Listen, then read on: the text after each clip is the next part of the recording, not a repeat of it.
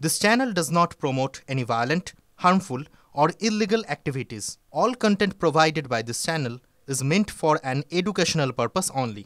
Cancer Healer Center, a new beginning. নজর রাখবো পরের খবরে। দেখুন, গাড়ির ধাওয়া করা নয়, রেষারেষির কারণে দুর্ঘটনার কবলে পড়ে সুতন্দ্রাদের গাড়ি, দাবি করছে পুলিশ। কিন্তু প্রশ্ন উঠছে পুলিশের নজরদারি নিয়ে। কোথায় জাতীয় সড়কের নিরাপত্তা? ওয়াচ টাওয়ার থাকলেও সেটার উপরে নজরদারি নেই কেন?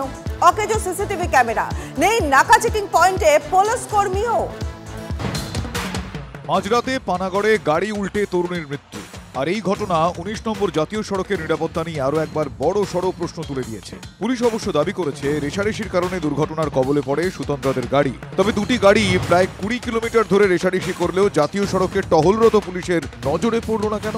তাহলে কি জাতীয় সড়কে কোনো পুলিশে নজরদারি ছিলই না? জাতীয় সড়কের ধারে থাকা ওয়াচ টাওয়ারগুলি বা কি করছিল? এদিকে বর্ধমান আর ঠিক উল্টো দিকে দুর্গাপুর, ১৯ নম্বর জাতীয় সড়ক। সিসি ক্যামেরা আছে এখানে। আমরা অনেকটা রাস্তা যাওয়ার পরে এখানে সিসি ক্যামেরা দেখতে পেলাম, আর একটা দেখতে পেলাম ওয়াচ টাওয়ার।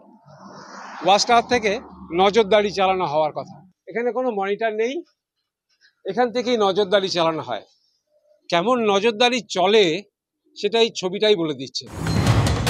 এই জাতীয় সড়কেরই পূর্ব বর্ধমানের তেজগঞ্জেও ওয়াচ টাওয়ারের একই দশা।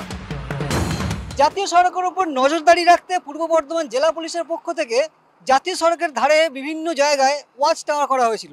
সেরকমই একটি ওয়াচ টাওয়ার বর্ধমানের তেজগঞ্জে যে জাতীয় সড়ক রয়েছে সেখানে ছিল, এবং সেই ওয়াচ টাওয়ারটি এখন সম্পূর্ণরূপে বন্ধ। এখানে সিসি ক্যামেরা লাগানো ছিল এবং যারা পুলিশ কর্মী তারা এখানে থাকতেন, এখান থেকে নজরদারি চালাতেন। এবং জাতীয় সড়ক সম্প্রসারণের কাজ যবে থেকে শুরু হয়েছে তবে থেকে এই ওয়াচ টাওয়ার সম্পূর্ণরূপে বন্ধ রয়েছে, এবং এর পাশাপাশি কোনো যে নতুন করে ওয়াচ টাওয়ার বসানো হবে সেটাও কিন্তু এখনো হয়। জাতীয় সড়কের কোনো নিরাপত্তা নেই। এখানে কিছু ওয়াচ টাওয়ারও ছিল, আপনারা দেখতে পাচ্ছেন এখানে একটা ওয়াচ টাওয়ার ছিল, এদিকেও নানা দিক থেকে ওয়াচ টাওয়ার থাকে, কিন্তু এখন আর নেই। আগে পেট্রোলিং হতো, সেই পেট্রোলিংও এখন আমরা দেখতে পাই না। আশা করি এগুলো হওয়া দরকার। আসানসোলের জুবিলি মোড়ে আবার দেখা গেল নাকা চেকিং পয়েন্ট রয়েছে, কিন্তু সেখানে কোনো পুলিশের দেখা নেই।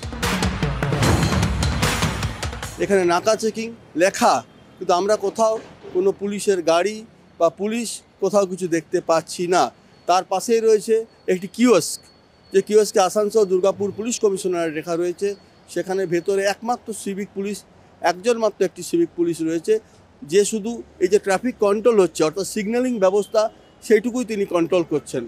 আমার বাঁ দিকে এখানেও লেখা রয়েছে police check post Asansol north traffic guard. এই ট্রাফিক গার্ড বা কিওস্কেও দেখা যাচ্ছে এখানে কোনো পুলিশ কর্মী নেই। এরিয়াতে 3টা হাইওয়ে মোবাইল থাকে, তো নাইট সময়ও থাকে, তো সব সময় ওরা ঘুরতে থাকে ন্যাশনাল হাইওয়ের উপরে। একজন অফিসার আর 2জন আর সাপোর্ট স্টাফ থাকে। এটা চলতে থাকছে, অনেকদিন ধরে চলতে থাকে।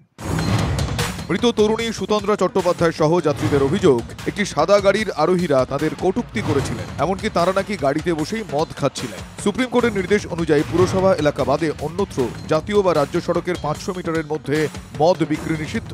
এই ধরনের এলাকায় মদের দোকান খোলার লাইসেন্স দেওয়া বন্ধ করে দেওয়া হয়। তারপরেও ছবিটা কি বদলেছে? পূর্ব বর্ধমানের 19 নম্বর জাতীয় সড়কে ঠিক আমার এই বাঁদিকে যে রাস্তা রয়েছে, এই রাস্তা সোজা চলে যাচ্ছে কলকাতা। ঠিক তার উল্টো দিকে এই রাস্তার ওপারে আমি যদি যাই তাহলে সেই রাস্তা যাচ্ছে দুর্গাপুরের দিকে, এবং ঠিক এই জাতীয় সড়কের ধারে রয়েছে মদের দোকান। এবং কেউ যদি মনে করেন গাড়ি নিয়ে বা কোনো যানবাহন নিয়ে যাতায়াত করতে করতে এখান থেকে মদ কিনবেন, তাহলে অনায়াসেই কিনতে পারেন। ঠিক রাস্তার বাঁদিকে মদের দোকান রয়েছে। 2023 সালে শক্তিগড়ে জাতীয় সড়কে শুট আউটের ঘটনা ঘটে। খুন হন দুর্গাপুরের কয়লা মাফিয়া রাজু ঝা। তারপর কেটে গিয়েছে 2 বছর। এখনো 19 নম্বর জাতীয় সড়কের নিরাপত্তার এই ছবিটা আরো একবার পুলিশি নজরদারির প্রশ্নটা প্রকট করল। জয়ন্ত বিশ্বাস, মনোতোষ পোদ্দার ও চন্দ্রশেখর চট্টোপাধ্যায়ের রিপোর্ট, TV9 বাংলা।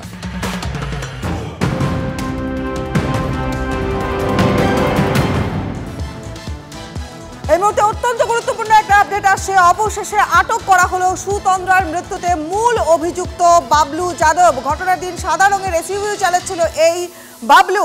আমাদের সহকর্মী জয়ন্ত এই মুহূর্তে রয়েছেন আমাদের সঙ্গে। জয়ন্ত, কোথা থেকে এই বাবলু যাদবকে আটক করা হলো, কখন আটক হলো সে? দেখো, বাবলু বাড়িতে ছিল না, এটা আমরা গতকাল থেকেই বলছিলাম। পুলিশ বারবার তার বাড়িতে রেড করেছে, পাওয়া যায়নি। কিন্তু গতকাল পুলিশ তার বাড়ি থেকে বেরিয়ে এসিপি সুমন জয়সওয়াল জানিয়েছিল যে বাবলুকে শীঘ্রই গ্রেপ্তার করা হবে। অর্থাৎ বাবলুর হদিশ পাওয়া গেছে, এরকমটাই বোঝা গেছিল। কাল আমরা এই খবর জানিয়েছিলাম। যেটা জানা গেছে, রাতে পুলিশ, কাকসা থানার পুলিশ বর্ধমান থেকে বাবলুকে আটক করেছে। আটক করে কাকসা থানায় নিয়ে এসছে। কিন্তু বাবলুকে এখনো পর্যন্ত যে গ্রেফতার করা হয়েছে এরকম ভাবে পুলিশ কিন্তু এখনো জানাতে চাইছে না। তবে আমরা জানতে পেরেছি বাবলু এই মুহূর্তে কাকসা থানায় রয়েছে। বাবলুকে কখন গ্রেফতার করা হয় সেই অপেক্ষায় রয়েছে কাকসা থানার পুলিশ। কিন্তু সমস্ত ঘটনায় এখনো পর্যন্ত অস্বীকার করতে চাইছে। তবে আমাদের কাছে একদম পাকা খবর আছে, বাবলু ইতিমধ্যে আটক হয়ে আছে। বাবলুর 4 সঙ্গী, তাদেরও খোঁজ চালাচ্ছে পুলিশ। বেশ বেশ, অনেক ধন্যবাদ জয়ন্ত।